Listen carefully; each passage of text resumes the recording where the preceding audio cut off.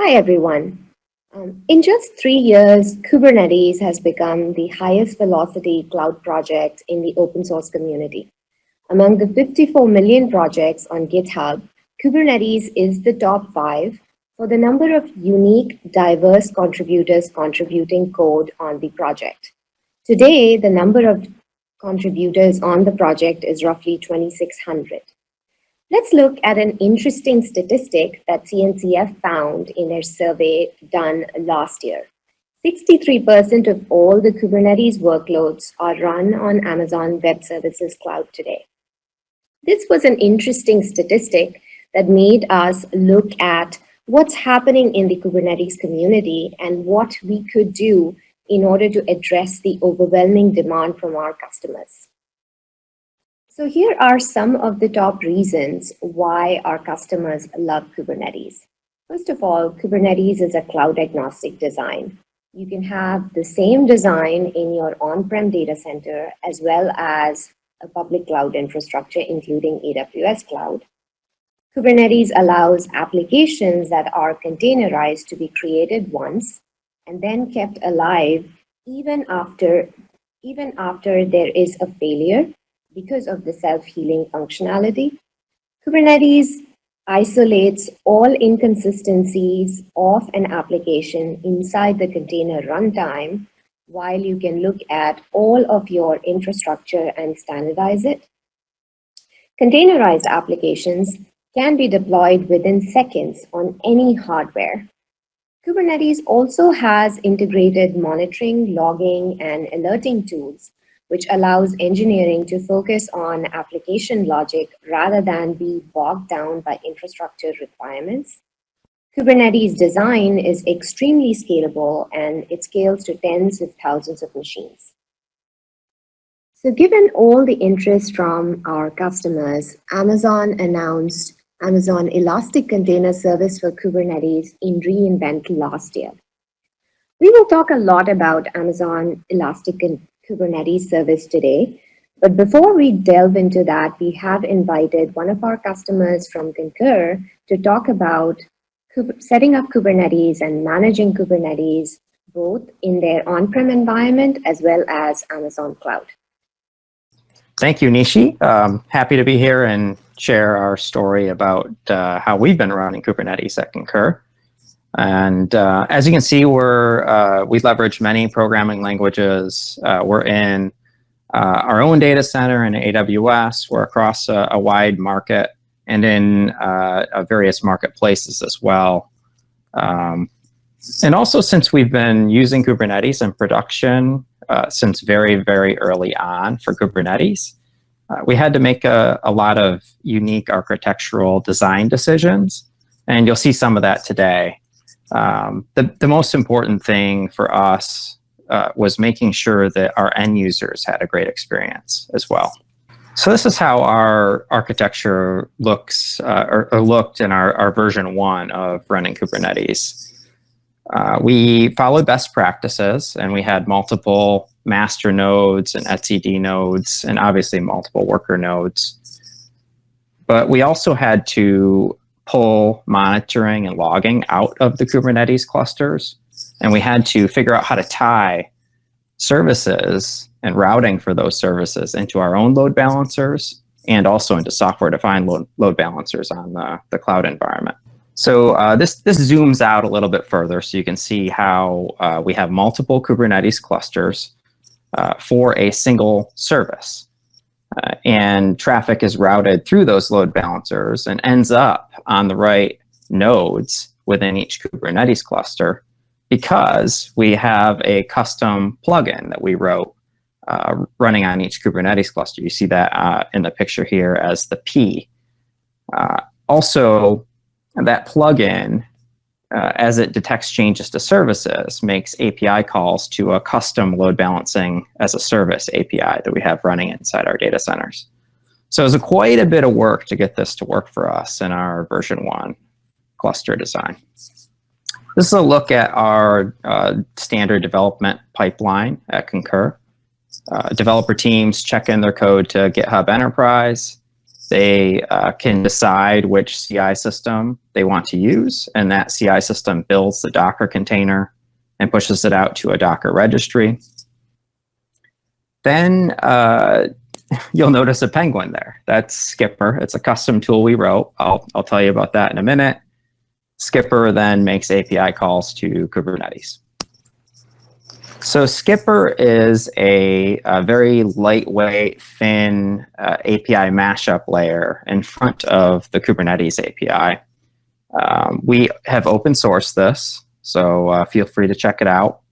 It, like I said, it's lightweight and simple. I'll show you how that works actually on the next slide. Okay, so this is what it looks like. CI system curls the Skipper API, provides it the information about the deployment. In this case, Pet Shop is getting deployed to prod. And Skipper has a registry of all of the different clusters that it uses to determine where it sends those API calls to. And it also dynamically generates the correct YAML to run against all of the various clusters. So as we progressed at Concur, we also decided to go with a third party. The thought process here was that we would learn a lot more about how to run Kubernetes in our own environment if we worked with someone who was experienced at doing this in the industry. So with that came some architectural changes. As you can see here, now we wanted to route traffic using Ingress instead of through a load balancing tier. We also wanted to run our clusters across multiple availability zones instead of a single zone design so that we could reduce the number of clusters that we were managing. Okay, but with that, we started to face some challenges, and we'll talk about those more now. One of the first challenges we ran into is the way that authentication works. In our V1 clusters, developer teams would have a single token for their namespace and jurisdiction, with sometimes multiple tokens for different members of the team. But it was easy to manage that. Their CI system would use that token to authenticate in and push their deployments out to the clusters. And with the new architecture, we integrated with Active Directory using OAuth 2, which was better from a security perspective, but it gave developer teams an added challenge that now they had to manage a new token for every single cluster. And sometimes those tokens would refresh when teams didn't expect it because the DEX service was restarted. And then they'd have to go update all of their CI tokens, which became painful for teams. So there's got to be a better way. Another issue we ran into is with routing traffic between services on multiple clusters. With Ingress, you have the added challenge that you have to figure out how to get the traffic there to each cluster. In this picture, you can see service 1 is running on cluster 1, but not on cluster 2. So DNS for that service would have to route differently than DNS for service 2. Now, we have our own DNS API, but not everybody does. So that's something you have to consider if you're going to do this yourself. So this shows what we did with our DNS API. We allowed developer teams to configure that record so that it's either routing to one cluster, the set of clusters, and they can control it with an API call. Another challenge with routing to multiple clusters is if you're using a distributed technology, in this example, Redis, the pods inside the cluster would need to communicate with each other. And communicating inside a single cluster is pretty straightforward, but being able to network between pods on different clusters is especially challenging if your cluster architecture has a private network at that layer. I think there's a better way. The only way that we're able to get this to work today is by exposing endpoints for every pod and routing traffic externally to the cluster.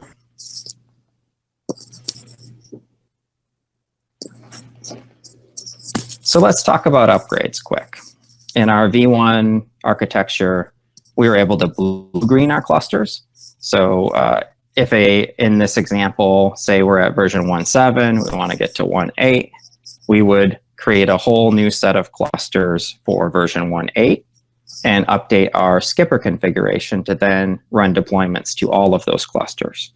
And then whenever the service team deploys, it would go to all of the clusters.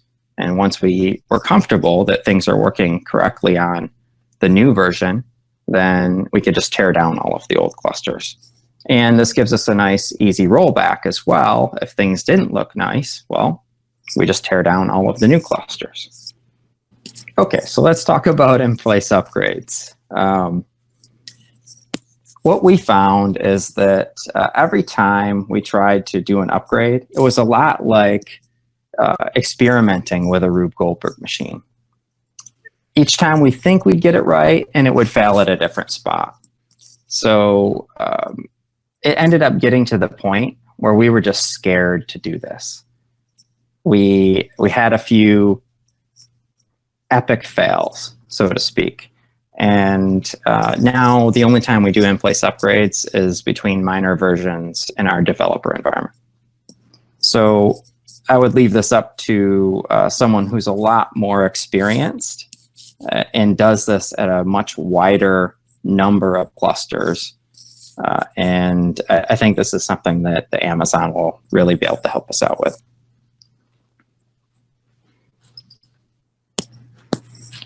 Lastly, customizing, monitoring, and alerting on the cluster has been very cumbersome. We had to do a lot of tweaks on top of the standard configuration provided by our vendor so that this would work properly. And because we weren't using a standard open source version of the Prometheus operator, injecting that custom config on top of the standard configuration was pretty painful.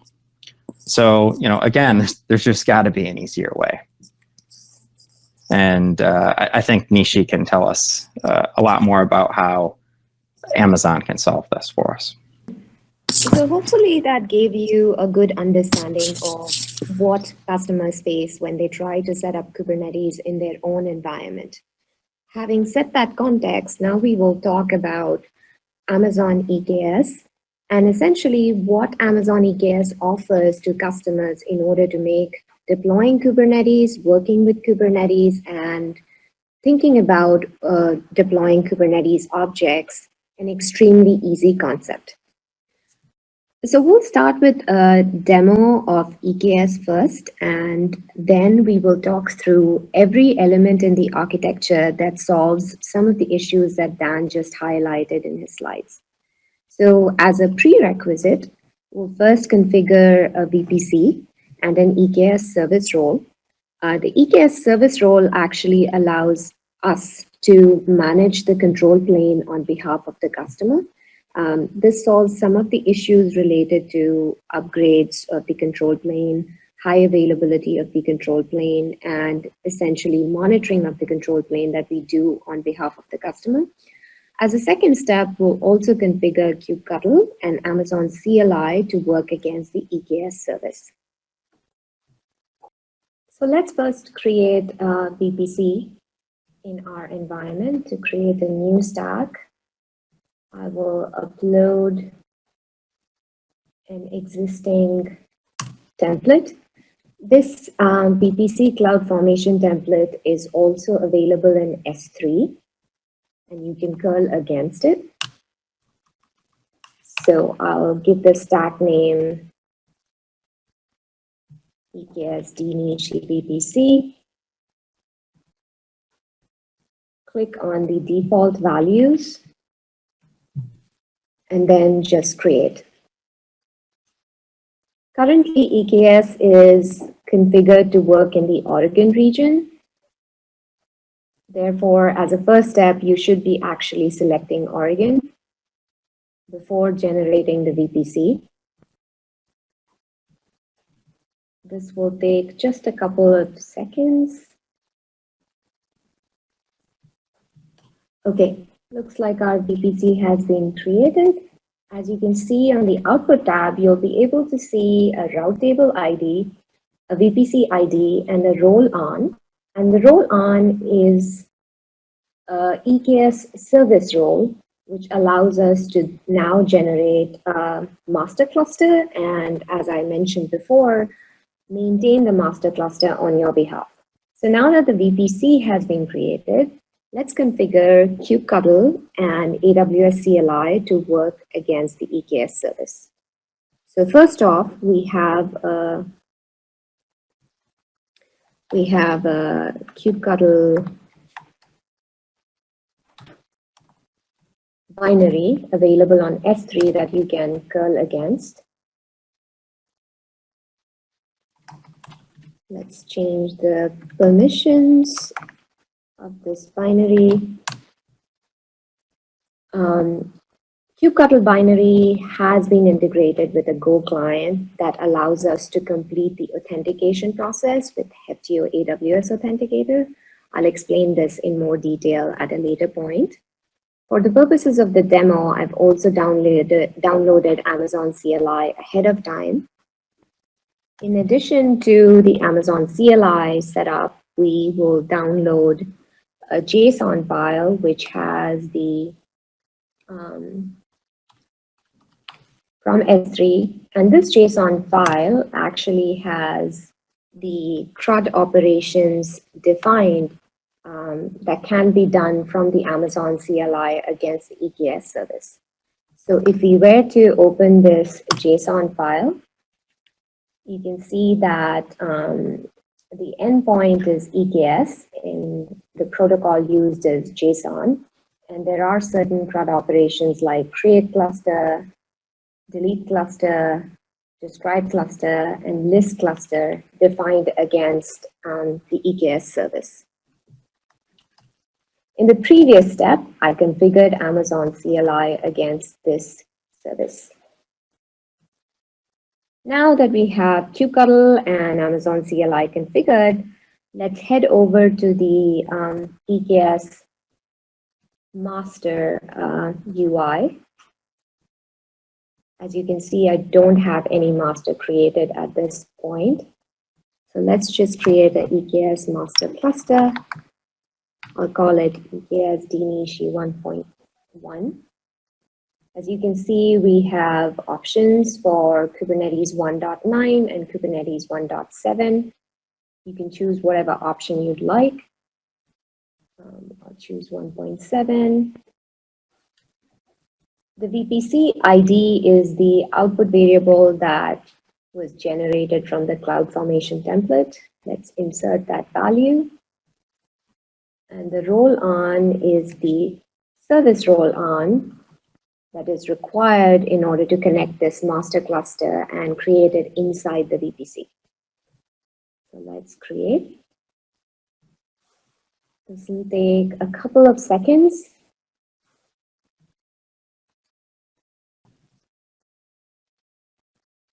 Looks like the cluster is active now. Let's go and use one of the CRUD operations against the EKS cluster. We'll just say describe cluster, cluster name EKS DNS 1, and query the master endpoint. As you can see, this is the HTTPS endpoint where EKS master services are running. If you go back to the console, you can see that the master endpoint and the value that you see on the CLI matches. And this is because you just configured AWS CLI to do CRUD operations against EKS. This completes our configuration step. And as we discussed, the master cluster has also been created. Now, we have to allow kubectl to work with EKS, which is essentially Kubernetes. As we all know, kubectl uses a configuration file called kubeconfig to allow any client-side operations to happen with the Kubernetes API server. In order for this to happen, we provide a customer with a default kubeconfig file. And this kubeconfig file is again available on S3. The kubeconfig file has to have the right master endpoint so that it can send all the kubectl CLI queries to the API server. So we go back to the EKS Master console, copy the master endpoint value, paste it here against the server. We also have to add the right cluster ID name. In this case, I already have the right cluster ID name set into the kubeconfig. So let's save it.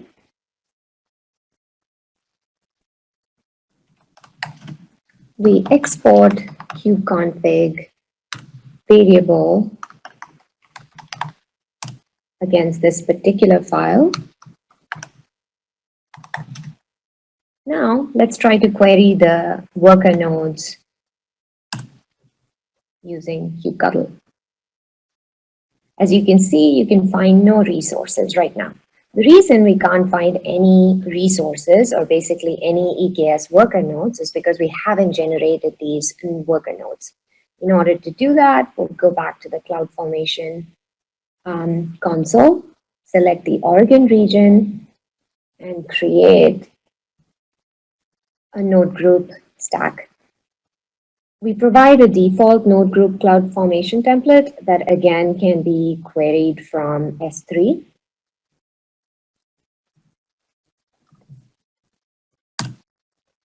Let's set up the default values for this particular template. The cluster name is essentially the name of the EKS master cluster against which this node group is going to be created. The master endpoint, again, is visible from the EKS console.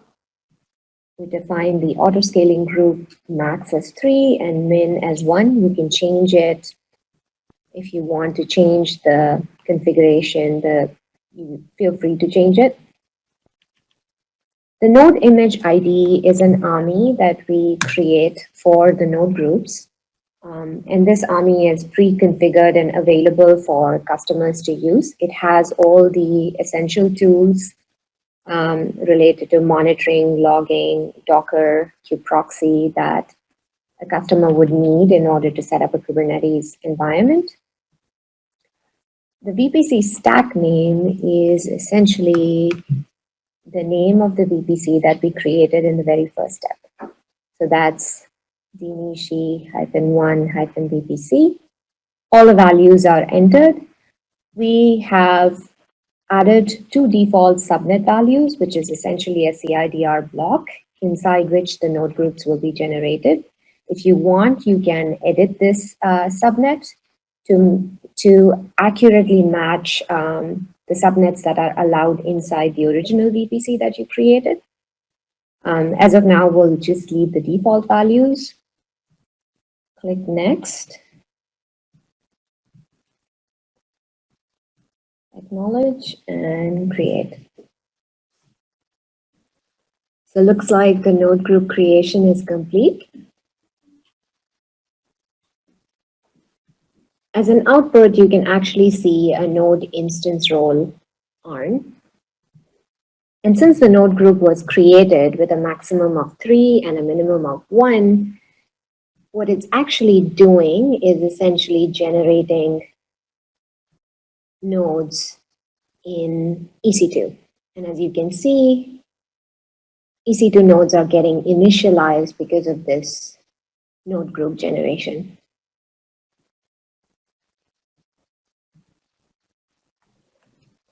So let's go back and try to query these nodes and see what happens.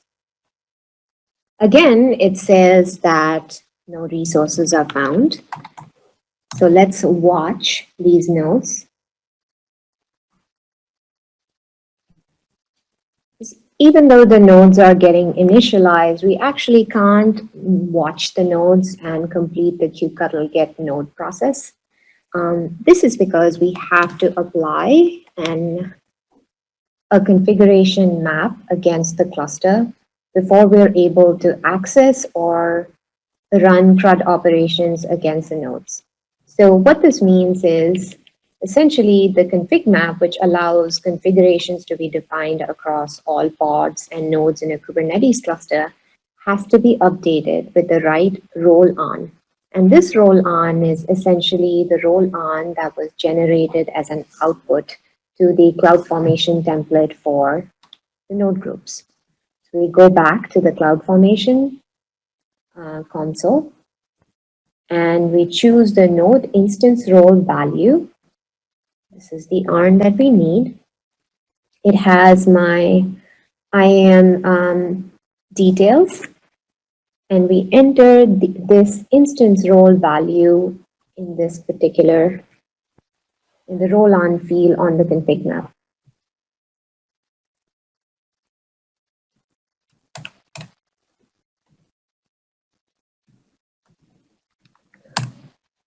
This basically allows us to authenticate the user running kubectl CLI operations against the API server and trying to create pods or do some actions on the node group that are controlled by the master cluster. This is a necessary step for the Heptio AWS Authenticator to complete the full authentication process. So once we enter all the values in the config map, we just save it and we apply this config map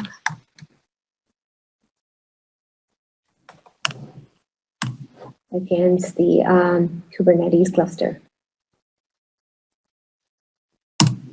Okay, now the cluster seems to be ready. Let's just check the config map file all over again. We applied the correct node instance role to complete the authorization and authentication process. Let's double check this. It looks good.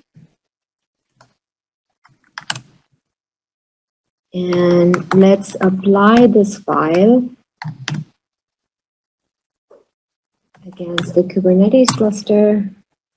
The config map has been created.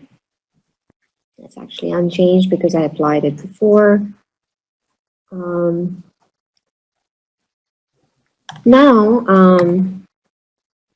Let's we have to apply the DNS YAML in order to complete service discovery inside the cluster. In order to do that, let's first modify the DNS YAML. This YAML is also available on S3. All you have to do is look for a variable called Kubernetes service host. This is an environmental variable which lists the location of the master endpoint. Go to the EKS Master console, copy the endpoint value without the HTTPS, insert it into the DNS YAML environmental variable location, and then save. We'll now apply this DNS file, YAML,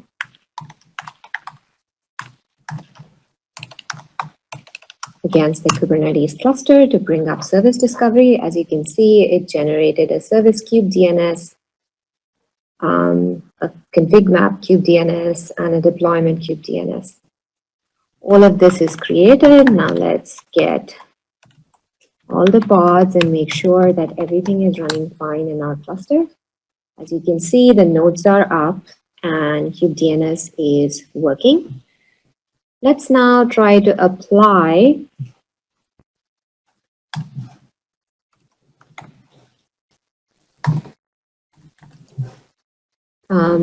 generate essentially a guest application that can be accessed via Amazon CLI.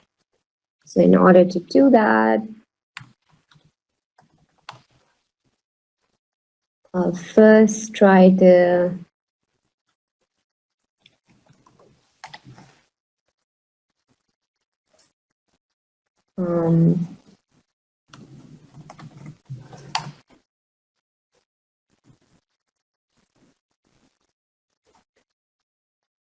create a Redis master service. As you can see, I'm applying a Redis master replication controller and a Redis master service as a first step. The master RC and service were created.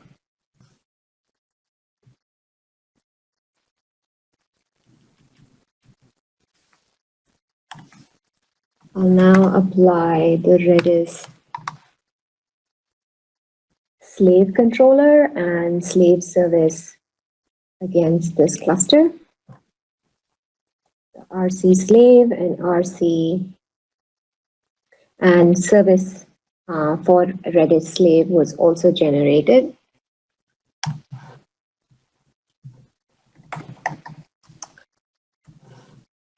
The last step is to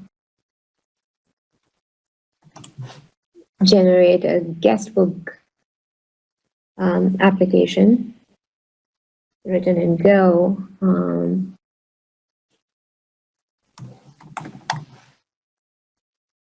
For which we will generate a guestbook controller as well as a guestbook service. And this controller and service will work with the Redis master and slave RC and service that we just created. So let's deploy.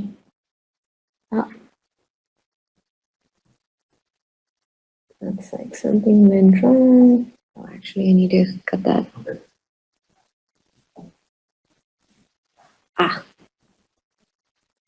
Okay, I made a mistake and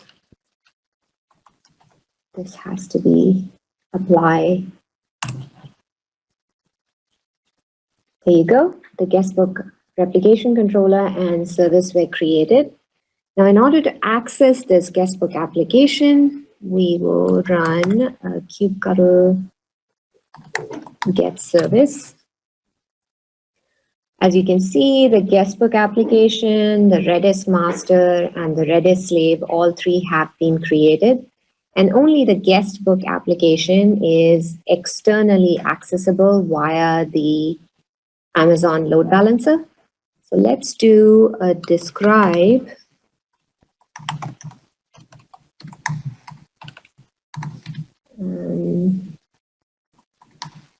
against the guestbook. This is the endpoint from Amazon ELB, which is automatically generated. And the port at which it can be accessed is 3000. So at port 3000, there you go. The cluster is up and running and we can access our guestbook application service from port 3000. This completes our demo. So now that the demo is complete and you have a basic idea of how EKS works, let's break down what happens under the hood. So first in line, let's talk about access and authorization. When setting up a Kubernetes cluster, a cluster admin has to make access and authorization decisions. Specifically, what mechanism to use to authenticate the HTTP request made by either a user or a set of users against the API server. Once TLS is established, based on the chosen authentication mechanism, the admin has to decide whether to authorize the action requested by the user or whether to deny it. When a client attempts to authenticate with the API server, we actually use webhook tokens to authenticate the action requested by the user. The webhook token works with an RBAC authorization mode and allows a user to run CRUD operations against the Kubernetes cluster if those operations are allowed for that specific IAM role. In order for authentication to work seamlessly, we've integrated on the client side with Amazon SDS. And on the server side, we're using Heptio AWS Authenticator in order to complete the verification of the token generated by the IAM user. The reason we did this is because we do not want our users to maintain a separate Kubernetes credential separate from the IAM credential that they are already used to working with. So as if you recall, Dan had a couple of problems inside Concur clusters. They had to manage multiple tokens across multiple clusters and provide these tokens to service teams in order to complete proper authorization. This problem will no longer exist in Amazon EKS, and IAM roles and Kubernetes credentials can be mapped and managed in a seamless manner across your Amazon EKS cluster. Let's now look at networking. For networking to work in Amazon EKS, we have integrated our CNI plugin in collaboration with Tigera, Weaveworks, and our friends in Pinterest. So how does this look like? Let's consider a Kubernetes master cluster along with 2 worker nodes. All of these master cluster and worker nodes are inside of a VPC that we just saw. Inside the subnet, which is a /24 of the VPC CIDR range, there are the worker nodes. Each worker node is injected with an elastic network interface with a primary private IP as well as secondary IPs. What happens is these ENIs inject a route table that maps the secondary IPs and provides a /32 interface to all the containers created on the specific node. The networking setup that we have done allows our pods on the worker node as well as pods across worker nodes to communicate seamlessly and to have the best networking experience that's possible for all EKS users. In designing the CNI plugin, we tried to go with certain basic tenets. First of all, we tried to simplify all the networking options available to customers. We have made some prescriptive decisions for networking, but the decisions have been made to support high throughput, high availability, low latency, and minimal jitter for the customer. We also wanted to allow our customers to reuse Amazon VPC networking and certain security best practices. Case in point, we wanted customers to be able to troubleshoot and audit their VPC flow logs. We also wanted to allow policies for specific traffic engineering, also security groups for isolation and regulatory requirements. In designing the CNI plugin, we also wanted to support cluster scale to a minimum of 5,000 plus, which matches the scale that Kubernetes offers today. And we also wanted to be able to set up pod networking within seconds. Our partnership with Tigera is also extremely important. You could use Tigera's features in order to achieve certain best practices with your networking policies inside EKS. Case in point is the tenant separation that can be used and applied using Calico onto your EKS cluster. You could also apply fine-grained firewall policies on your cluster and achieve compliance related to PCI and HIPAA using the integration that Calico provides. Moving on to DNS Services and ELB. In Dan's presentation, he mentioned that Concur had to do a bunch of customization in order to make sure that pods and services are externally accessible and that service teams do not have to do any sort of customization when working with load balancers. For our customers, no configuration change has to be done in order to expose services outside the Kubernetes cluster. EKS APIs directly work with Elastic Load Balancer, and as long as you define your service with a kind equal to service and type equal to load balancer in your manifest, your Kubernetes service will be automatically exposed to the external world. And just as I explained in the demo, the guestbook application service is easily visible with just one single command using the ELB endpoint. For DNS, which is used to do service discovery, we actually run a kubedns pod. If you recall in the demo, I applied the kubedns pod as a setup step before creating the guest application service. What the DNS pod does is it is available as a static IP across the cluster, and it's used for service discovery. The DNS pod always keeps track of the registration of services and endpoints in the API server, so it can redirect any communication happening across pods and across services and endpoints within the Kubernetes cluster. Again, if we refer back to all the issues Concur had, many of the DNS issues are automatically taken care of by the EKS cluster. Metrics and logging. So in the Kubernetes world, again, there are multiple flexible options available for customers to play with. As agents, customers could use collectd or CloudWatch agents. They can use a time series database like Prometheus and FluxDB. And Grafana can be used to visualize the metrics.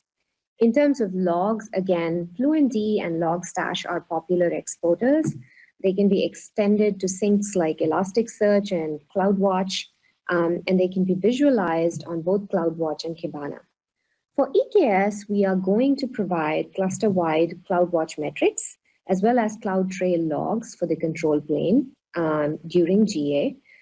These metrics and logs will be visible to customers directly on the CloudWatch dashboards. For the node groups, CloudWatch metrics and CloudTrail logs will also be provided in the future. They are not available during GA time, but they're definitely a part of our roadmap. As far as application container metrics and logs are concerned, at this stage, we believe that these should be configured by customers until we figure out a generic model that will serve our customers best. Last but not the least, in Amazon EKS, we have multiple cluster management features. You get the high availability, the upgrades, the version control on the control plane automatically. These are not things that you need to worry about in the future. As Dan mentioned, they had tremendous challenges upgrading their clusters at regular intervals. Going forward, we will make sure that the testing of every Kubernetes version is completed and is in conformance with the upstream test plan. And we will do all the testing and release for customers on the control plane.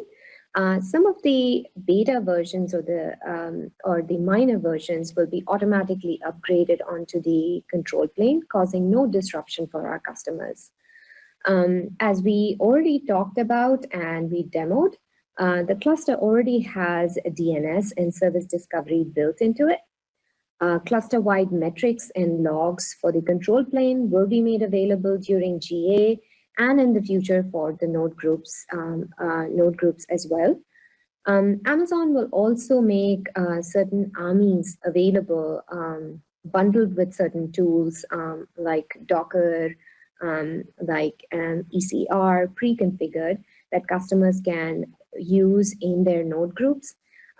Customers are also allowed to modify these armies with a distro of their choice if they want to do so. Packer scripts will be made available in order for customers to do these modifications onto the armies. Let's quickly talk about roadmap items. Among some of our customer asks is private link support for the master cluster, master autoscale support on EKS. Also, node group management. Our customers would like us to manage the node groups as well on their behalf.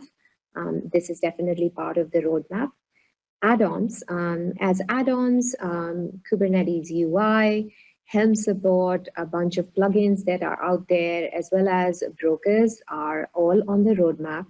We're collecting enough information from customers to prioritize these add-ons.